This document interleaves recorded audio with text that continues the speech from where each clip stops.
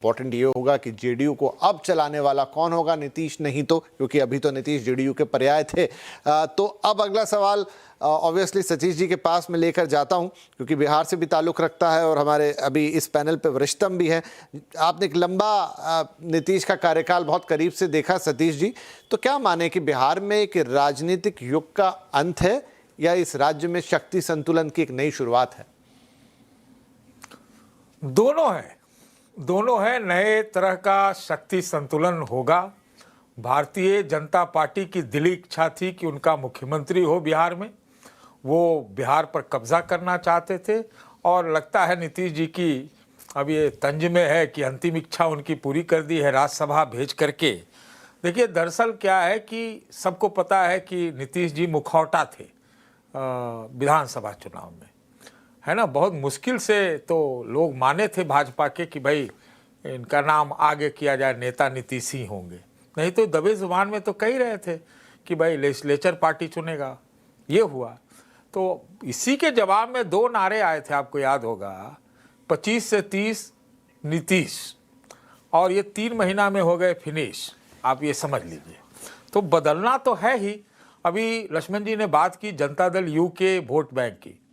अगर निशांत कुमार आ रहे हैं, जिसकी पूरी संभावना है, शायद यही समझौता हुआ है, परिवारवाद के खिलाफ बोलते बोलते बोलते बोलते लेकिन अंत में दोनों पार्टियों ने समझौता किया है।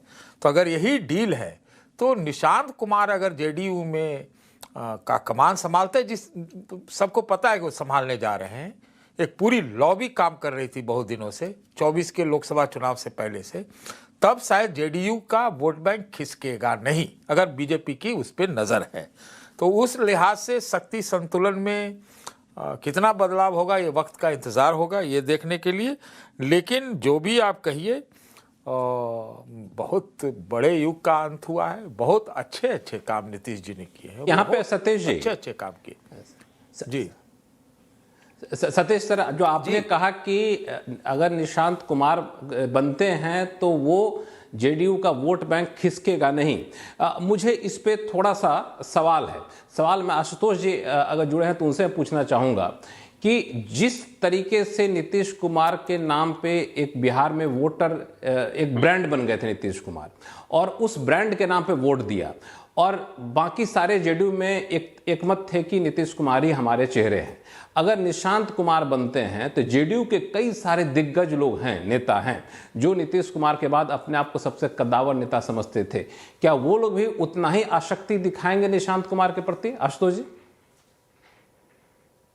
देखिए, पहली बार तो मैं इस राय से सहमत नहीं हूं कि नीतीश कुमार अगर राज्यसभा में जा रहे हैं तो फिर जनता दल यूनाइटेड वहां पे सिर्फ निशांत कुमार के मार्गदर्शन में ही चल पाएगी। नीतीश कुमार अभी राज्यसभा आ रहे हैं तो उनकी भूमिका वही कुछ हो सकती है जो शिवराज सिंह चौहान की मध्य प्रदेश से निकलने के बाद जो केंद्र के अंदर उनकी भूमिका हुई थी। इसलिए अभी नीतीश कुमार को आप चुका हुआ मत मानिए।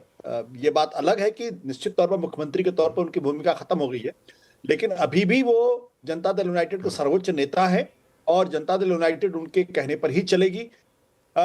और मुझे तो ये बहुत दिनों से लग रहा था कि दरअसल ये बहुत लॉन्ग ड्यू है। भारतीय जनता पार्टी को ये काम बहुत पहले करना चाहिए था। आज की तारीख में भारतीय जनता पार्टी ने काफी देर से इस काम को अंजाम दिया है। भारतीय जनता पार्टी को यह काम जब पिछली बार विधानसभा का चुनाव हुआ था, जब जनता दल यूनाइटेड को सिर्फ 43 सीटें मिली थी, उस वक्त भारतीय जनता पार्टी का बहुत ही लेजिटिमेट कॉन्स्टिट्यूशनल डेमोक्रेटिक क्लेम था, क्योंकि वो एक बड़ी पार्टी थी और बहुत ज्यादा बड़ी पार्टी थी। उसके पास जो विधायक थे वो नीतीश कुमार के विधायकों की तुलना में कहीं ज्यादा विधायक थे। तो और इस बार भी अगर आप देखें तो इस बार भी भारतीय जनता पार्टी के विधायक का strike rate Janata Dal United से ज्यादा है। तो इसलिए मुझे लगता है कि कहीं ना कहीं भारतीय जनता पार्टी ने थोड़ी सी दया दिखाई है नीतीश कुमार के ऊपर।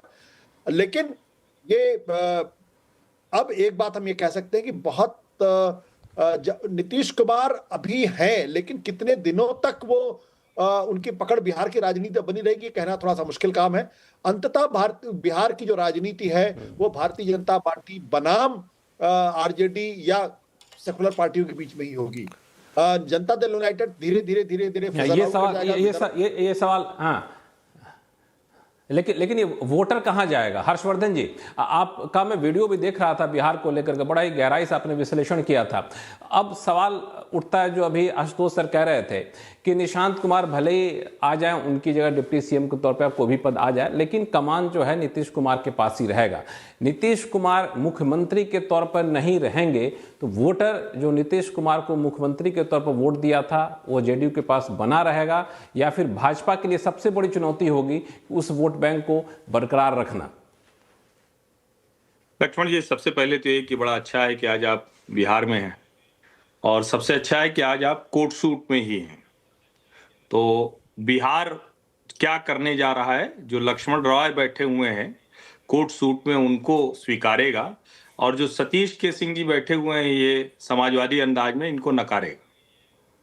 तो एक लाइन में अगर पूरा बिहार का परिदृश्य इत्तेफाक बता दूं हर्षवर्धन जी, इत्तेफाक बता दूं तो कि जब मुख्यमंत्री के तौर पर नीतीश कुमार बने थे, उससे पहले मैं बिहार छोड़ने को एक तरीके से कह सकते हैं हालात बन गए थे कि मैं दिल्ली चला गया था। तो दिल्ली गए भी मुझे 21-22 साल से ज्यादा हो चुके हैं, हमारे जाने के बाद नीतीश कुमार बने थे। मैं उस पर नहीं बात कर रहा हूं, मैं आज इस फ्रेम में जो लक्ष्मण राय दिख रहे हैं उसकी बात कर रहा हूं। समाजवाद को पूरी तरह से बिहार पीछे छोड़कर आगे बढ़ेगा। नीतीश कुमार जिस विचारधारा से आए थे, जो काम कर रहे थे, विचारधारा से जो आए थे, उस विचारधारा ने कोई बहुत भला नहीं किया। लालू जी, मुलायम जी, सबका राज सबने देखा है। और नीतीश कुमार भारतीय राजनीति के शलाका पुरुषों में से एक हमेशा माने जाएंगे। पिछले 5 वर्षों में उन्होंने खुद शायद समय से निर्णय ले लिया होता तो आज वो राजनीति में और बड़ा नाम होते, किसी भी पक्ष में ले लिया होता, मतलब इस पक्ष में या उस पक्ष में। मेरा ये मानना है कि 2020 में नीतीश युग समाप्त हो गया था। इसको कोई स्वीकारे या ना स्वीकारे, अलग अलग राजनीतिक वजहों से हम लोग तर्क गढ़ते हैं, लेकिन बिहार ने 2020 में बता दिया था कि अब आपको आगे बढ़ना चाहिए, यानी इस जगह से हटना चाहिए। भारतीय जनता पार्टी को भी एहसास था। लेकिन जो आपका सवाल है ना कि उनका वोटर कहां जाएगा, उसी द्वंद्व में भारतीय जनता पार्टी नीतीश कुमार को साथ लेकर नीतीश कुमार के साथ जा रही थी। और देखिए, नीतीश कुमार या कहें कि उससे भी बड़ी पावर नवीन पटनायक थे, और जब भारतीय जनता पार्टी ने तय कर लिया तो नवीन पटनायक गायब हो गए। लगभग यही स्थिति थी। एक वीडियो आया था मंच पर, नवीन पटनायक के जो सेक्रेटरी हुआ करते थे, जो लगा कि राजनीति में भी आएंगे, वो नवीन पटनायक के हाथ में माइक था, कांपने लगा, और उसके बाद उन्होंने जाके पकड़ लिया। आप कल्पना कर सकते हैं अगर भारतीय जनता पार्टी ये तय करती तो नीतीश कुमार की राजनीति आज कहां होती। बहुत से लोग नहीं मानेंगे, लेकिन सच ये है कि देश में जिस तरह का वातावरण है उसमें नीतीश कुमार का वोटर जो है वो वोटर भारतीय जनता पार्टी के साथ रहने पर ही बना रहा। इसको पहले समझिए। कहां जाएगा, अब यही उसका जवाब छिपा हुआ है। उसमें 70 से 80%। पहली बात तो अगर निशांत कुमार जम गए तो वो बहुतायत उनके साथ बना रहेगा। एक थोड़ा पहचान के साथ चलना हर एक वर्ग को अच्छा लगता है। लेकिन अगर वो नहीं जम पाए, चूंकि मैं नहीं जानता हूं कैसा करेंगे, अभी तो बस फोटो वीडियो आ रहा है, अलग अलग तरीके से पीआर मशीनरी उनकी भी चल रही, और नीतीश जी चाहते तो उनको भी तेजस्वी, राहुल, अखिलेश की तरह बड़ा नेता बना देते। लेकिन नीतीश जी इस मामले में बड़े शानदार नेता थे, उन्होंने परिवारवाद नहीं किया। अब कह सकते हैं कि भाई बेटे के मुंह में आ गए, ठीक बात है, लेकिन अब वो वहां से निकले। मैं ये मानता हूं कि अगर निशांत कुमार ने बहुत अच्छे से पार्टी संभाल ली तो ये जेडीयू ऐसी ही लगभग बनी रहेगी, कुछ 30, 40, 50 सीटों की पार्टी हमेशा रहेगी। नहीं संभाल पाए तो 70 से 80% भारतीय जनता पार्टी की तरफ आएगा, और तब फिर बीजेपी बनाम आरजेडी ही होगा। और मैं तो आरजेडी क्या, अगर चीजें शिफ्ट हुई जैसे शिफ्ट होती मुझे नेशनल परिदृश्य में दिख रही हैं, तो बीजेपी बनाम कांग्रेस भी हो सकता है।